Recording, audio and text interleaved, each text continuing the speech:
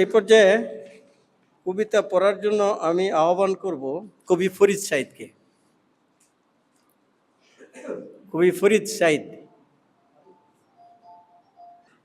সকলকে শুভেচ্ছা জানাচ্ছি। রাসূল সাল্লাল্লাহু আলাইহি ওয়াসাল্লাম নিবেদিত আমি একটি ছড়া পাঠ করব। আমার ছড়ার শিরোনাম জান্নাতের আশায়। দাঙ্গা ফ্যাসাদ বর্বরতা যখন আরব দেশে, মূর্তি পূজা করে মানুষ কাবা ঘরে এসে। নারী জাতি মায়ের জাতি দেয়নি তাদের সম্মান, থাকতে জীবন পুঁতে ফেলে কন্যা শিশু সন্তান। তুচ্ছ বিষয়ে গোত্রে গোত্রে লেগে যেত দ্বন্দ্ব, মিলেমিশে ভালো থাকার উপায় ছিল বন্ধ। তুচ্ছ বিষয়ে গোত্রে গোত্রে লেগে যেত দ্বন্দ্ব, মিলেমিশে ভালো থাকার উপায় ছিল বন্ধ। মহান মাবুদ ঠিক তখনই পাঠান প্রিয় রাসূল, হেদায়েতের বাণী দিয়ে ভেঙে দেন শত ভুল।